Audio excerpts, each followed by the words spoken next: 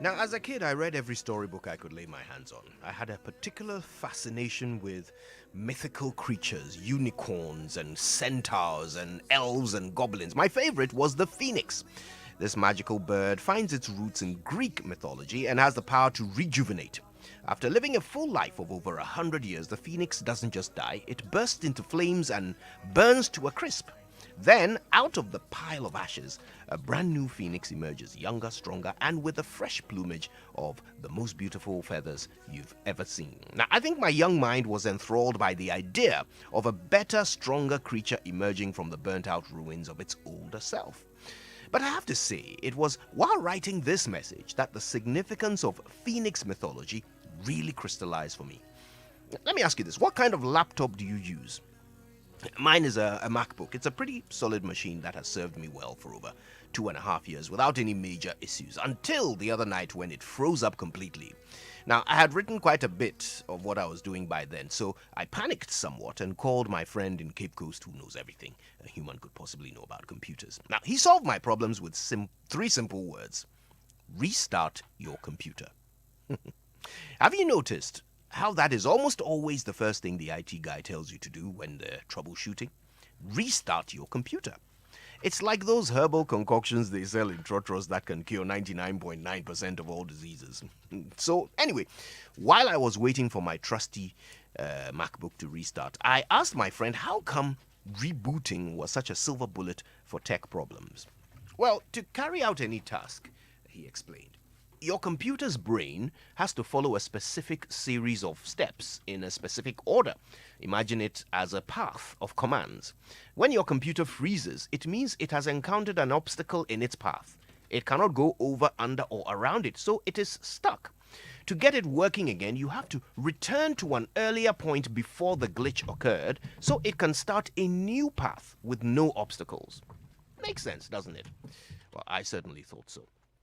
In fact, that simple explanation by my nerdy friend helped me gain the most profound clarity around recent events, and I just had to share it with you this morning. So let me ask, how many of you have set off along a path in your career, your education, your love life, and hit a dead end? How many of you have set yourselves a goal and fallen short of it? How many have started a business venture and lost money? How many of you have been working hard, striving for success, perfection, redemption, and hit a brick wall, slipped and fallen? Well, I know I have several times. It hurts when we fall, and it burns when we make mistakes. Hitting a brick wall in any of our endeavors can be the most soul-sucking, demoralizing experience, and we can't go over, under, or around it. We just feel stuck, wrapped tight in a blanket of helplessness that totally deprives us of options. Well, my dear friend, today I bring you the solution. Restart your computer. Let's not be defeated by our mistakes. Let's see them for what they really are, opportunities to start afresh.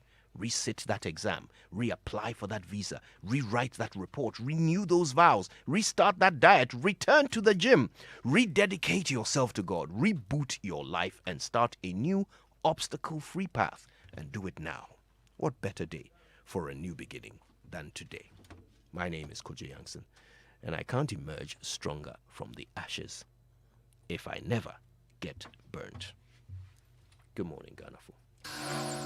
FM and hits 103.9 FM in Accra, Love 99.5 FM in Kumasi, over 30 affiliates across Ghana's 16 regions, including our global audience. They can download the My John Online app from the Play Store and App Store to listen live. Coming up, it's now emerged that one person died during last week's tidal waves devastation in the Volta region. There's a singing group in the community, and he's one of the lead singers. People love him, and we know we have lost an asset. Details as the Volta Tidal Waves Relief Fund reviews plans to rebuild some social amenities destroyed by the storm surge. Construction of shared spaces such as schools, health facilities, and any other related structures within the community. Also, West African Examinations Council assures it will implement new measures to safeguard integrity of its examinations as the BCE starts nationwide today. We've done a few things differently to safeguard the integrity of the exam. They can pass their examination without cheating. And later in business. Government spending and clearance of arrears broadly within expected target in first 7 months of this year, but concerns remain over potential arrears build-up. We'll hear from the Bank of Ghana on the Joy Business Report. Also coming up. You know we are in for the trophy. Our aim is Christ and our outcome is Christ. See, watch out for the seventh seal. The seventh seal is here. 2021 National Science and Maths Quiz enters the knockout stage today, with 81 schools ready to slug it out for 27 quarterfinal spots in what promises to be a clash of the brightest high school brains in Ghana. With details as the competition moves out of Accra for the first time in 26 years. And in football, Ghana is through to the World Cup qualifier playoffs after beating South Africa 1-0 at the Cape Coast Stadium. My name is Mama Vio Swabwaji. Thanks for choosing us. We are your home of independent, fearless and credible journalism. Let's settle for details of the stories now. Residents of Fuvama in the Volta region say a 50-year-old man, Akpalugo Amavo Nyabo, who died during last week's tidal waves, was a talented singer and loved by many in the community.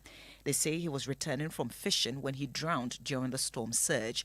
Last week's tidal waves left in its trail over 200 collapsed buildings and close to 4,000 displaced persons.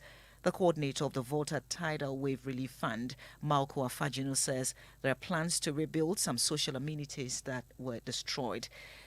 The fund, made up of some eminent Ghanaians who hail from the Volta region, with the support of corporate Ghana on Sunday, provided affected persons with relief items. Maxwell Agbagba has more. Scores of Fuvame residents gathered under coconut trees waiting for the distribution of relief items brought to them by the Volta Tidal Wave Relief Fund and the National Disaster Management Organization. Here, I've met brother of the 50-year-old deceased. Reaching the seashore where the tidal wave have created another channel joining the River Volta. He's trying to cross over that small channel. At the process of crossing, he lost his life. A lovely man, sociable man, who the community all like. Brother of the deceased, Mauli Awaji, describes him as a great singer. There is a singing group in the community, and he's one of the lead singers. People love him, and we know we have lost an asset. The Volta Tidal Wave Relief Fund, which was formed by some eminent persons from the Volta region, with the help of corporate Ghana, provided more relief items to the affected persons. Coordinator of the fund, Mauku Afaginu, says plans are far advanced to reconstruct some of the buildings destroyed by the storm surge. Rehabilitation and possibly reconstruction of shared spaces such as schools, such as ships compounds, such as health facilities and any other related structures within the community. And that's coordinator of the Volta Tidal Wave Relief Fund, Malco Afagino, ending the report by Maxwell Agbagba. Economics professor Ebo Texan says government should consider looking at the local financial market to raise funds as a means to manage the debts level. Ghana's debts keep rising, but with concerns that borrowing from the external market is worsening our debts profile due to the hikes in exchange rates. The associate professor at the University of Ghana Economics Department says government must look within. Our concern more should be on how we can improve on domestic resource mobilization. In the interim, I think that the government should look inward to borrow. The external borrowing in foreign currency is a toll on our economy. Because when our city depreciates, it means that we take more city equivalent of our revenue to make interest payments. And I think that we need to refocus and re-strategize. And that's economics professor Ebo Texan. Officials of the West Africa Examination Council, WAEC, have assured they will implement new measures to safeguard the integrity of the Basic Education Certificate Examination, BECE, as it starts nationwide today. 571,894 students are expected to sit the exam, which ends on November 19. Head of Public Affairs at WAEC, Agnes Kojo, tells Joy News all questioning papers have been distributed to the various depots across the country. She urged all students to desist from cheating, warning they will not be spared if they are found culpable. We are ready for the examination. We've done a few things differently to safeguard the integrity of the exam. We'll make those known after the conduct of the examination because of the security nature of the exam. And we wish all candidates success in their papers. They should remember that they can pass their examination without cheating. And we wish all 571,894 students sitting the exam beginning today the very best. And the 2021 National Science and Maths Quiz enters the knockout stage with 27 seeded schools from the previous edition coming up against 39 qualifiers and 15 runners up from the preliminary rounds. This is the first time the competition, which features the brightest high school brains in science and maths, is leaving Accra in all its 26 editions. Manuel Cranting report from the KNUST campus ahead of the first set of 1/8 contest later today. 81 schools from across the country, all in one venue, the Kwame Nkrumah University of Science and Technology. All of them bearing one goal. This year, we are here to make history. We have just prepared and we are relying on God to help us to deliver our maximum. This year's host and win, no. Meanwhile, defending champions Presec Legon with 6 titles to their name say it is time to make it 7. See, watch out for the 7th seal. The 7th seal is here. The 7th seal is here. Hello, Meneto, be there, be most man. And all like the light, we shall say the light. Hello, Meneto, be there, be most man. We said training, we get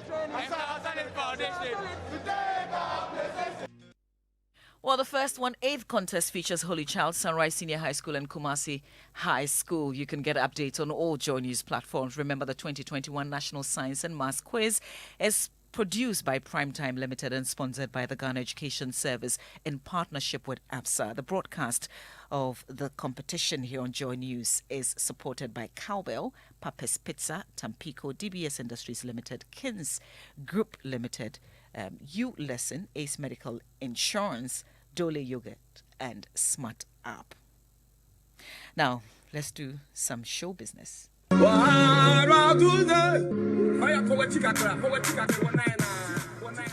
It's a popular English gospel song that has been given a new twist by gospel artist Cecilia Mafo. Her rendition of What Shall I Say has been trending with some dance challenges. And for the last 2 weeks, she's been on several social media platforms. But the singer is not perturbed by people mimicking her. In fact, she likes it. Listen to her when she spoke with Black Eye on Adom TV. I'm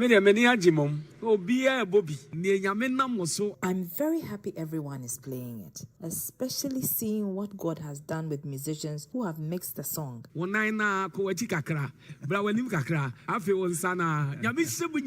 God bless you all. I must say I'm very happy with what I see going on.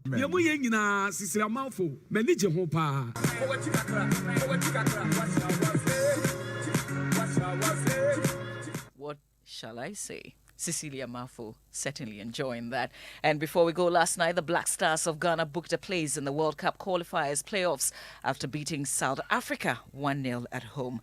The goal came through a penalty for a foul against Daniel Amate, which was converted by captain Andre Ayew, who was playing his 100th game for the Black Stars. And that's it for the news at 6. Our top headline this hour. It's now emerged that one person died during last week's tidal waves devastation in the Volta region. We brought you details of that. Do log on to myjournline.com for more news. My name is Mama Vio Sobwaji. Thanks for listening.